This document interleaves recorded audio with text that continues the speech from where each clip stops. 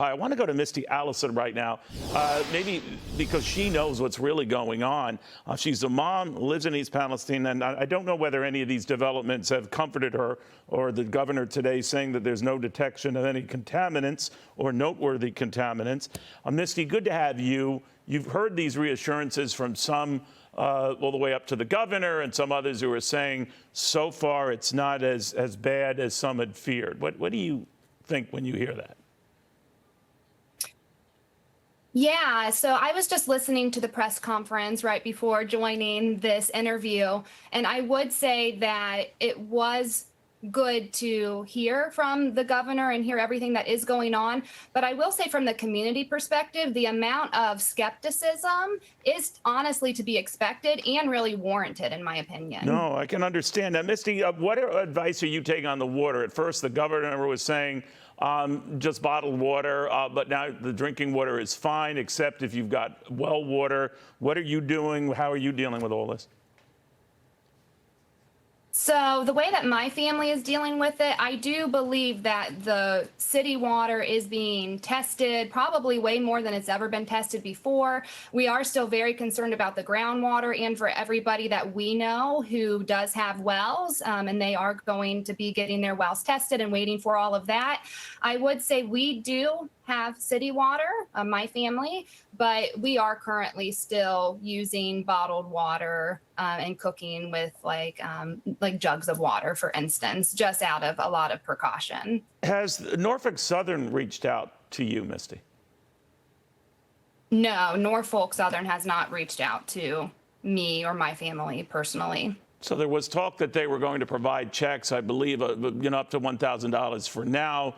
Not clear exactly what those checks would be used for, or whether they, if you cash them, that would limit further liability against the company.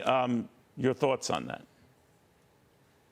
That is true that they are offering that. Initially, it was just within the 1 mile radius. My family lives slightly outside of that 1 mile radius, so we were not initially eligible. But at the town hall meeting that was a couple of days ago, it was announced, not by Norfolk Southern because they were not in attendance at that town hall meeting, but it was announced during that meeting that they did extend those $1,000 checks per person to the entire 44413 zip code. You do have to go to, there's a family assistance center they have set up at a local church, but my family has not personally went to the assistance center since we've been eligible for that as of a couple of days ago. How do you handle this in your family, or your young mom, I mean, just day to day? I mean, especially when you hear the air's just fine. I've talked to other residents, Misty, maybe neighbors of yours, who say, well, it doesn't really smell that fine, and I'm worried when I look at the water and I see it bubbling up in some places. They're just anxious. How about you, and how do you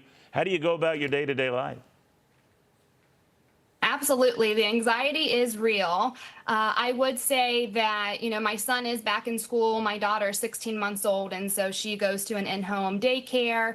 Definitely, monitoring the situation closely and trying to be up to date on all the data that does become available and when it is available. But I will say it is a really scary situation, and we are very concerned as a community. All right. Now, all the indications are, again, we're getting from local officials and all, and you know far better than I, Misty, is that everything is fine and some of their worst fears are not being realized. As things stand now, would you stay where you are? Would you not move away or even temporarily leave the town until this is all officially resolved?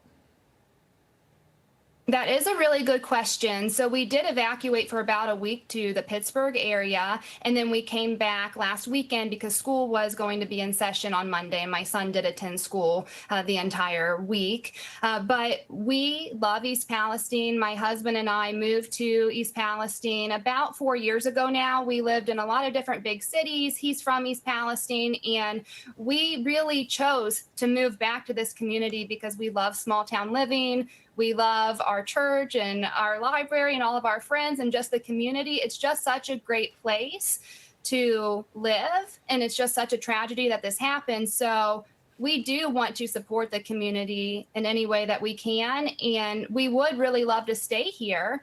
But I will say, we have had lots of conversations about, if if we did have to leave, if there was the data out there that this is really unsafe, we obviously want the best for our family and especially for our children. And so if we did have to leave, we would make that difficult decision, but we really don't want to go anywhere. We really love East Palestine and all of the people here. Yeah, well, it's your home. I can certainly understand that. Misty Allison, thank you. My best to your husband, your family.